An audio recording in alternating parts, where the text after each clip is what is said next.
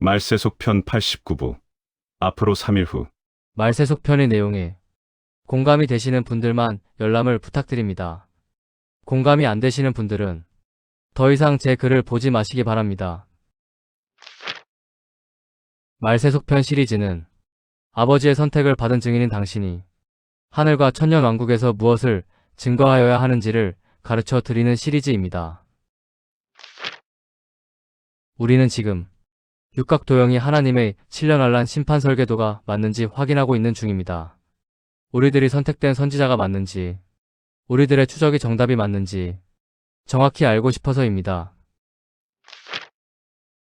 프롤로그. 이쯤 추적한 사람이 여러분이라면 니산 10일이 휴거의 날이란 생각이 자동적으로 안 들까요?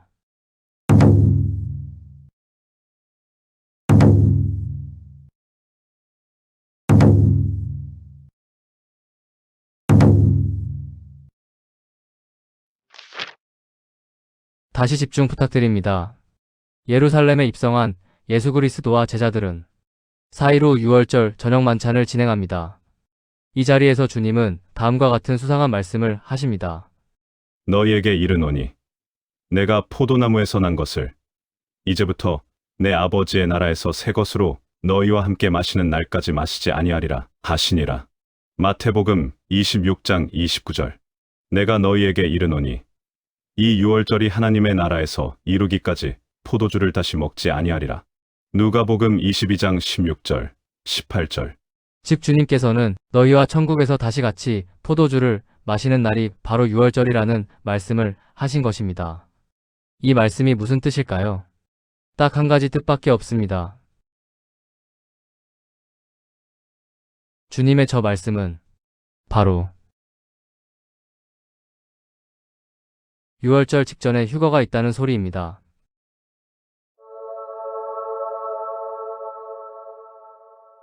말세속 편 88부 앞으로 6일 후 중에서 챕터 1. 또 하나의 니산 10일. 앞에 포스트에서 저는 니산월 10일을 휴거의 모형 관점에서 증거했습니다. 하지만 저는 솔직히 많이 두렵습니다. 아무 일이 없을 때 벌어지게 될 우리 모두의 실망 때문입니다. 하지만 어쩔 수가 없습니다. 저의 사명은 선택된 선지자들을 위한 타임라인의 추적이기 때문입니다. 주 여호와께서는 자기의 비밀을 그종 선지자들에게 보이지 아니하시고는 결코 행하심이 없으시리라. 아모스 3장 7절. 저는 제가 위성구의 성취를 위해 선택된 자라고 확신하고 있습니다.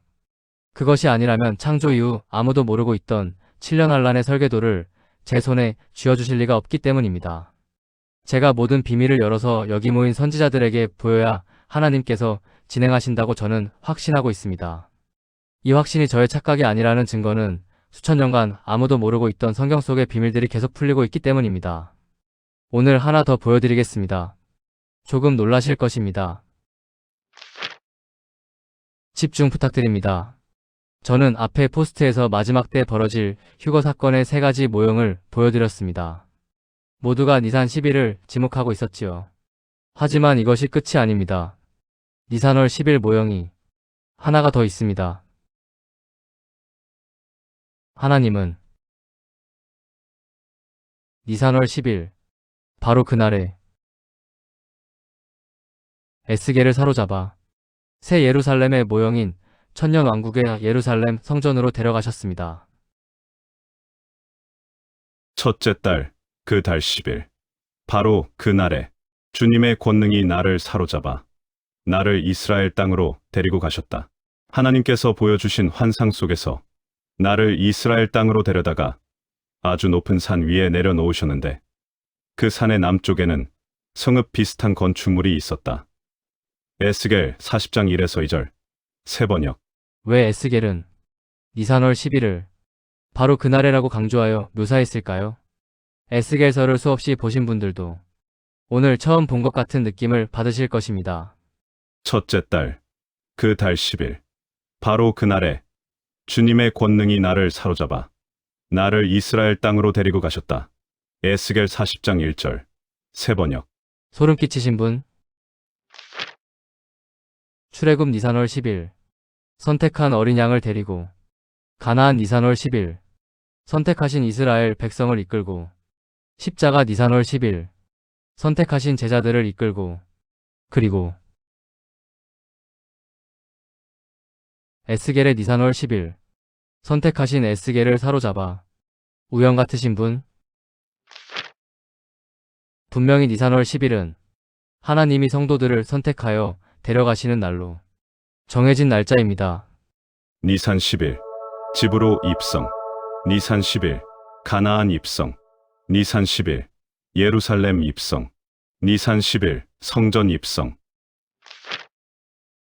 챕터 2 에스겔의 비밀. 지난 수천 년간 모두가 눈치채지 못했습니다. 에스겔 선지자가 휴거 성도의 모형이라는 사실을 말이죠. 잘 보세요. 에스겔이 들어간 성전 문지방에서 나오는 물은 새 예루살렘의 어린 양의 보좌로부터 나오는 생명수 강과 일치합니다. 에스겔이 들어간 성전 사방에 이스라엘 12지파의 이름을 딴 문이 3개씩 배치된 구조는 새 예루살렘 성의 12문과 일치합니다. 에스겔이 들어간 성전의 이름 여호와 산마는 계시록 21장 3절 새 예루살렘 성 묘사와 일치합니다. 보라. 하나님의 장막이 사람들과 함께 있음에 하나님이 그들과 함께 계시리니. 계시록 21장 3절. 분명하죠? 에스겔이 환상에서 목격하며 입성한 거대한 성전은 천년 왕국의 성전임에 동시에 하나님의 자녀들이 휴거받아 올라가 살게 되는 새 예루살렘 성의 모형인 것입니다. 왜 에스겔이 니산월 10일에 새 예루살렘의 모형인 새 성전으로 입성한 것일까요? 무엇보다 놀라운 것은 에스겔서 내내 에스겔의 묘사 때 휴거 성도를 연상하게 만드는 묘사가 등장했다는 사실입니다. 때에 주의 영이 나를 들어 올리시는데. 에스겔 3장 12절. 주의 영이 나를 들어 올려 데리고 가시는데. 에스겔 3장 14절.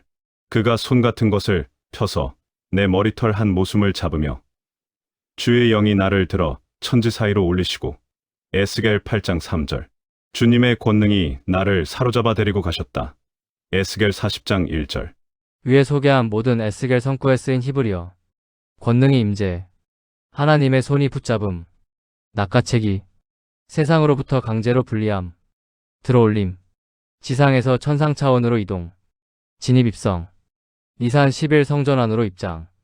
이것이 수천 년간 에스겔서에 숨어 있었던 비밀입니다.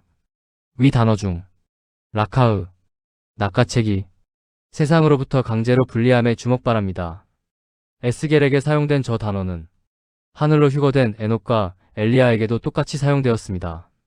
창세기 에녹. 에녹이 하나님과 동행하더니 하나님이 그를 데려가심으로 세상에 있지 아니하였더라.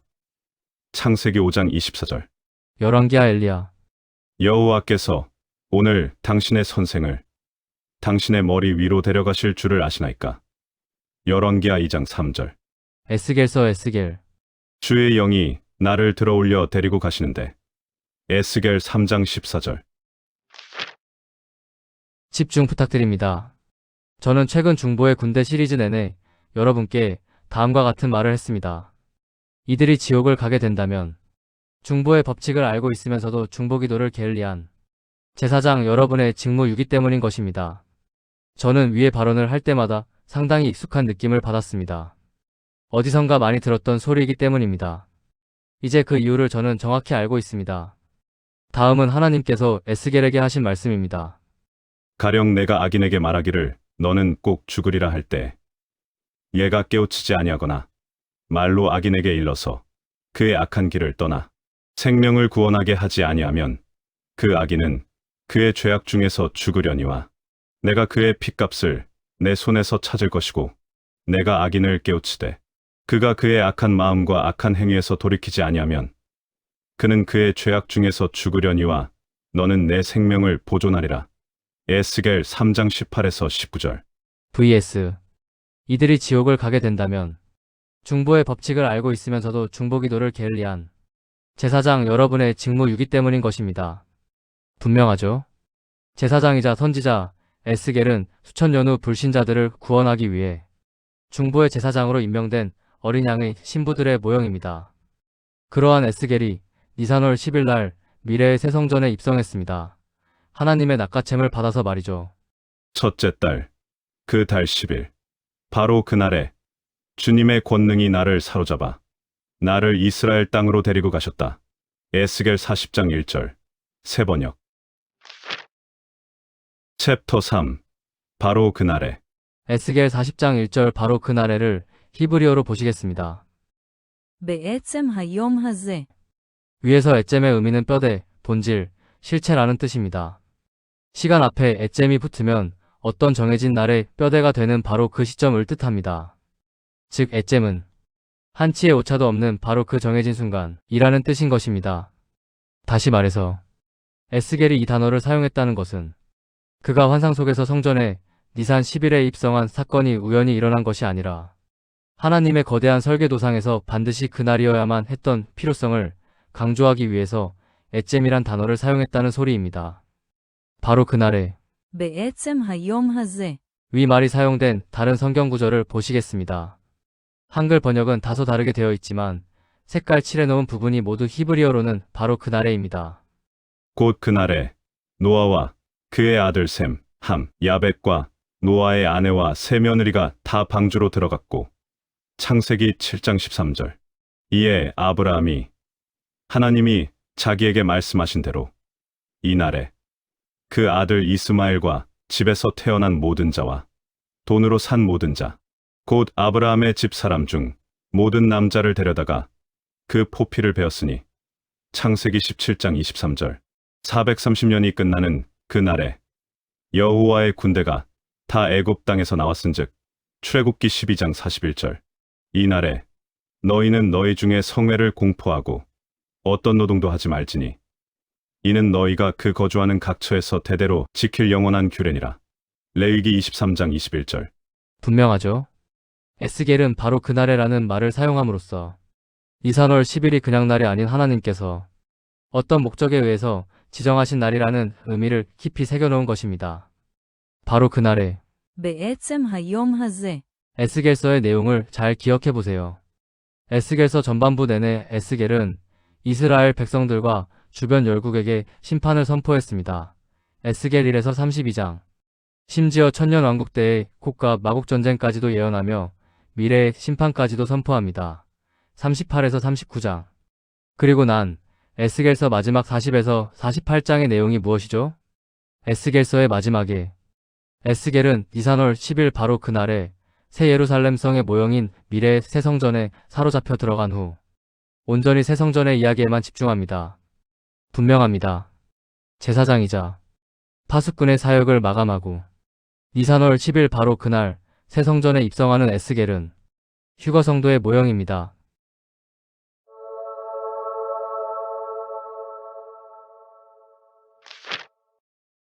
챕터 4. 침묵의 아버지. 이상의 내용이 어젯밤 갑자기 제 머릿속에 차오른 내용입니다. 하지만 저는 여전히 두렵습니다. 아무 일이 없으면 어쩌지. 그래서 어제 누워서 내내 기억을 더듬어 봤습니다. 이 사역의 시작인 말세 특집의 일부를 게재한 날은 2020년 10월 2일 초막절이었습니다. 2달 후 육각도형을 발견하며 저는 알게 되었습니다. 말세 특집을 처음 게재한 그날이 육각도형의 시작일이었다는 사실을 말이죠. 이 육각도형은 끝나는 날도 초막절입니다. 육각도형의 시작과 끝이 모두 초막절이라는 사실의 분명한 증거는 이들이 육각도형의 정중앙에 있는 개길식으로부터 정확한 간격의 시작과 끝이기 때문입니다.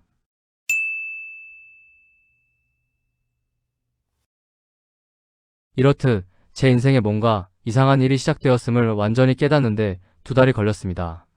제가 천지창조 이후로 하나님 외에는 아무도 모르고 있는 수상한 비밀을 인류 최초로 알게 된 사람이 되었다는 사실을 말이죠. 어제 아버지께 많은 질문을 했습니다. 하지만 여전히 아무 답도 돌아오지 않았습니다. 이 세상에서 가장 보잘것없고 아무것도 아닌 제가 왜 이것을 알게 되는 선택을 받았는지의 미스테리가 아직도 풀리지 않고 있습니다. 하지만 제게 어떤 임무가 맡겨졌는지는 분명히 알고 있습니다. 임무가 뭔지도 모르고 지난 5년간 제가 해온 것이 바로 저의 임무였던 것입니다. 육각도형과 데칼코마니 속에 숨어있는 타임라인의 추적. 제가 어제 하나님 아버지께 여쭈어 본 질문 중 하나는 다음의 것입니다. 수천 년간 하나님 아버지만 아시던 것을 제게 열어주셨다는 것은 아버지의 모든 비밀을 다 보여주시겠다는 뜻입니까? 휴거의 날까지 말이죠. 하지만 여전히 아버지는 묵묵부답이셨고 침묵이 흐르는 방 안에 누워있는 저의 머릿속에는 다음 성구만 맴돌고 있었습니다. 주 여호와께서는 자기의 비밀을 그 종 선지자들에게 보이지 아니하시고는 결코 행하심이 없으시리라. 아모스 3장 7절. 첫째 달, 그 달 10일. 바로 그 날에 주님의 권능이 나를 사로잡아 나를 이스라엘 땅으로 데리고 가셨다. 에스겔 40장 1절. 아버지께서 계속 침묵하고 계시니 저는 추적의 결과만 들고 어쩔 수 없이 다음의 결론을 내릴 수밖에 없습니다. 분명히 니산월 10일은 하나님이 성도들을 선택하여 데려가시는 날로 정해진 날짜입니다. 니산 10일. 집으로 입성. 니산 10일. 가나안 입성. 니산 10일. 예루살렘 입성. 니산 10일. 성전 입성. 여호와의 크고 두려운 날이 이르기 전에 해가 어두워지고 금완일씩 달이 핏빛같이 변하려니와 블러듬은 누구든지 여호와의 이름을 부르는 자는 구원을 얻으리니 가나안 땅 진입.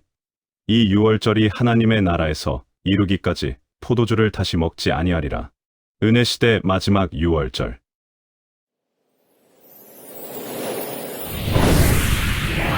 아무 일이 없을 경우를 미리 사과드립니다.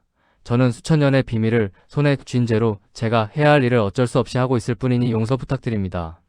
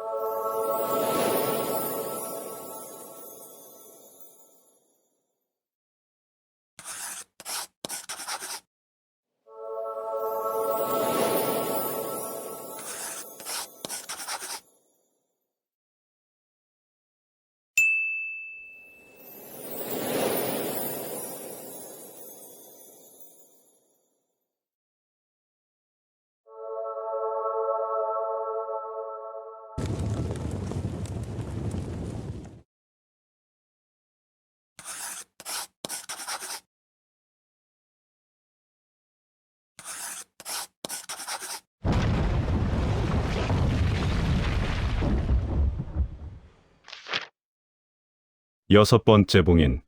여호와의 크고 두려운 날이 이르기 전에 해가 어두워지고 달이 핏빛같이 변하려니와 누구든지 여호와의 이름을 부르는 자는 구원을 얻으리니 남은 자 중에 나 여호와의 부름을 받을 자가 있을 것임이니라. 일곱 번째 봉인.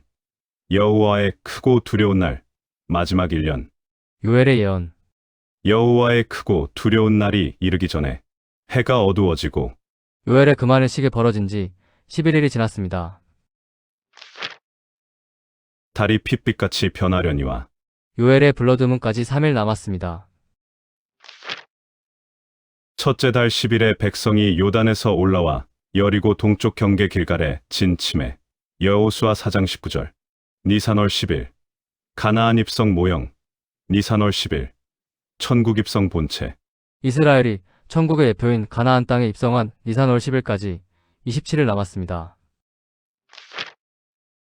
그리고 너희에게 이르노니 내가 포도나무에서 난 것을 이제부터 내 아버지의 나라에서 새 것으로 너희와 함께 마시는 날까지 마시지 아니하리라 하시니라. 마태복음 26장 29절. 내가 너희에게 이르노니 이 유월절이 하나님의 나라에서 이루기까지 포도주를 다시 먹지 아니하리라. 누가복음 22장 16절, 18절.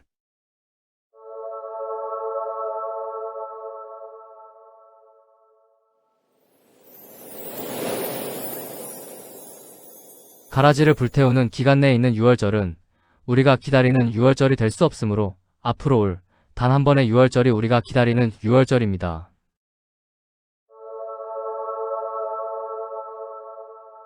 주님께서 2000년 만에 포도주를 함께 마시실 은혜시대 마지막 유월절까지 앞으로 32일 남았습니다.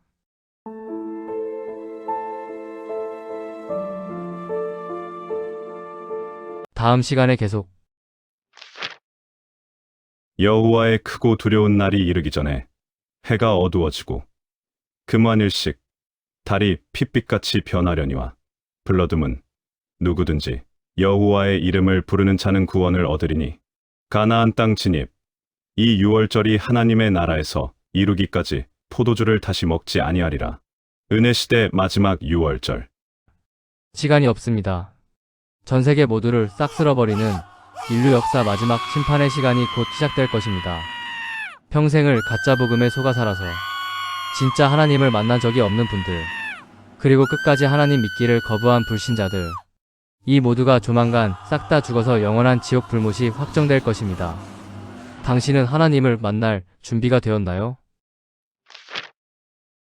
곧 세상에 도래할 하나님 나라의 백성이 되는 것이 당신이 대환란을 피할 수 있는 유일한 방법입니다. 많은 분들을 하나님 백성의 길로 인도한 복음의 비밀 시리즈를 소개합니다. 당신은 바로 오늘 이 시리즈를 통해 하나님의 자녀로 거듭나 영원한 생명을 소유하여 앞으로 도래할 하나님 나라의 백성이 되실 것입니다. 하나님의 사랑을 깨닫는 순간 천국 백성이 됩니다. 그리고 당신이 하나님 나라의 백성이 되었다는 사실을 누가 말해주지 않아도 당신 자신이 알게 될 것입니다. 시간이 없습니다. 서두르시기 바랍니다. 복음의 비밀 파트 1. 복음의 비밀 파트 2. 복음의 비밀 파트 3. 복음의 비밀 최종 완성본. 말세속 편 89부. 앞으로 3일 후. The End.